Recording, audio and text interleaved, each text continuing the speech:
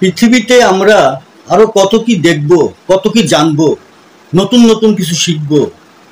আর শেষ জামানায় এগুলো ঘটবে।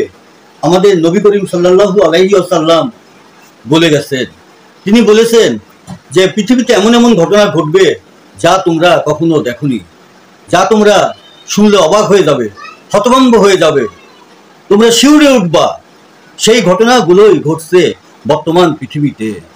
এই কিছুদিন আগে মারুফা ময়মনসিংহ বাড়ি সদর উপজেলা, ময়মনসিংহ সদর উপজেলার এক মহিলা আর মুন্সিগঞ্জের এক মহিলা, এরা দুজনকে এতটাই ভালোবাসে, অনলাইনের মাধ্যমে পরিচয়, এদের অনলাইনের মাধ্যমে পরিচয়, টিকটকের মাধ্যমে পরিচয়। এরা দুজন এতটাই দুজনকে ভালোবাসে, নিজের স্বামী ছেড়ে দিয়ে, সংসার ভেঙে দিয়ে চলে এসেছে দুই মহিলা একসাথে থাকবে সারা জীবন। স্বামীর সংসার ভেঙে দিয়ে এরা নাকি সুখের সংসার করবে। কোন জামানায় বাস করি, নিজের স্বামীকে ত্যাগ করে মহিলা সংসার করবে? এটা কিভাবে সম্ভব? এরা কি ধরনের মহিলা? মানে ভাবতেই আসলে শিউরে উঠি, ভাবতেই আসলে ঘৃণা লাগে। কারণ এরা আমাদের সমাজকে, এই সমস্ত মহিলা বা যারা এই সব করে বেড়াচ্ছে, এরা আমাদের সমাজকে কুলসিত করছে, আমাদের মা বোন ভাই বোনদের ব্রেনকে নষ্ট করছে।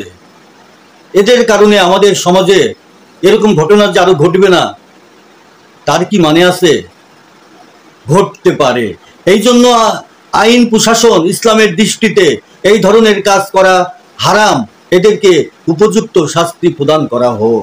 ছোট্ট সন্তান নিয়ে স্বামীর ঘর ত্যাগ করে এরা বসবাস করবে, সুখে সংসার গড়ে তুলবে, স্বামীকে দিয়ে তালাক। ভাবা যায় না আসলে এটা কিভাবে সম্ভব।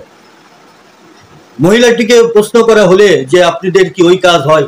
হ্যাঁ, এটাও নাকি হয়। চিন্তা করেন কতটা নিকৃষ্ট মনের অধিকারী। নিজের স্বামীকে ছেড়ে যারা মহিলা সংসার করতে চায়, এরা পাপিষ্ট, এরা সমাজের নোংরা মহিলা। এদেরকে সমাজে দাফন করে দেওয়া হোক। আর যেন এই ঘটনার পুনরাবৃত্তি বাংলার মাটিতে না হয়। বাংলাদেশ ইসলাম কান্ট্রি, বাংলাদেশ মানবতার দেশ। এই দেশে এগুলো হওয়া যাবে না, এগুলো হতে দেওয়া যাবে না। এরা সমাজকে ক্যান্সারে রূপান্তরিত করছে, এরা সমাজের বিষাক্ত পয়জন।